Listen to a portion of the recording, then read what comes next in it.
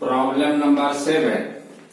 Problem कह रहा है the logical statement P implied Q and Q implied not P is equivalent to। चार option दे रहा है, इस चार ऑप्शन में से किसके इक्विवेलेंट है यह सेलेक्ट करना है। हम पहले ट्रूथ टेबल बनाएंगे और उसके बाद देखेंगे कि यह स्टेटमेंट किस स्टेटमेंट के इक्विवेलेंट है, लॉजिकली किसके इक्विवेलेंट है।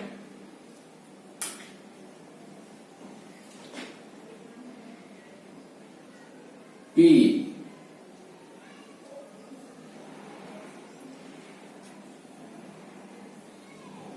Q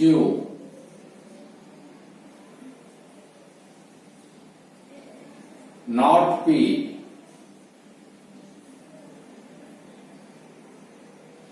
not Q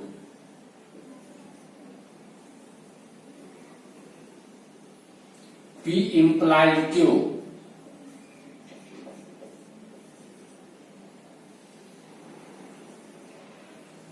Q implied not P Q implied not P P implied Q P implied Q and Q implied not P Q implied not P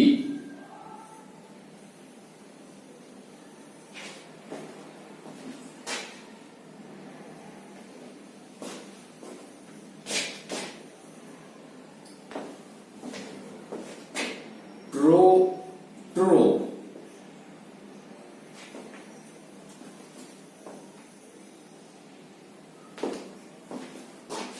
true false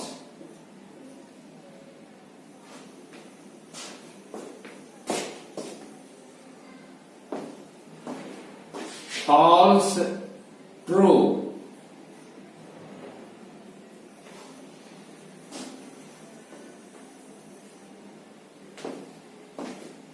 false false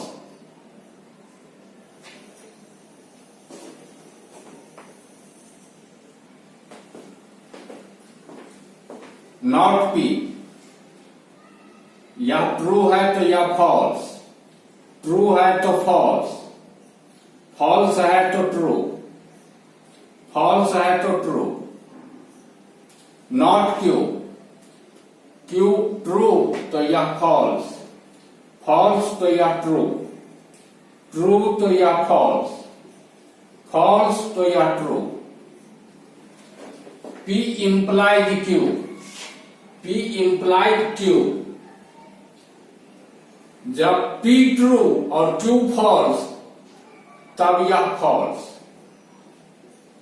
P true Q false तब यह false, बाकी सारे situation में यह true.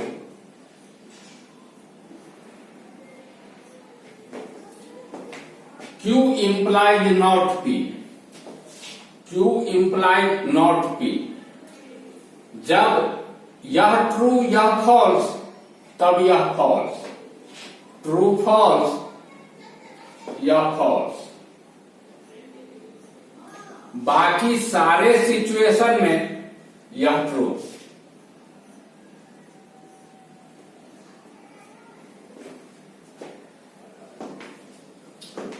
P implied Q and Q implied not P, यह column और इस column का एंड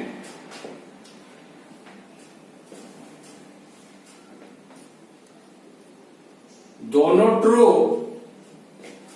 तब ट्रू, दोनों ट्रू तो ट्रू, एक भी फॉल्स तो यह फॉल्स।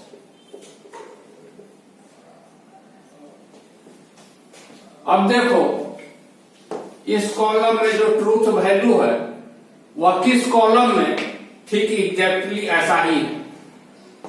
देखो यहां पर false false, false false, true true true true. स्पष्ट है कि इसमें जो ट्रूथ वैल्यू है इस कॉलम में और इस कॉलम में जो ट्रूथ वैल्यू है वह ठीक एक जैसा है। इसका अर्थ है कि this statement is logically equivalent to not P, therefore P implied Q and Q implied not P is equivalent to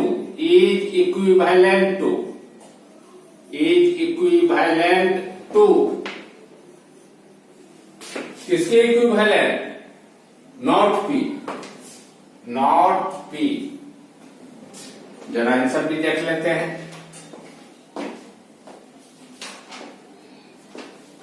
D not P, ठीक है, हो गया।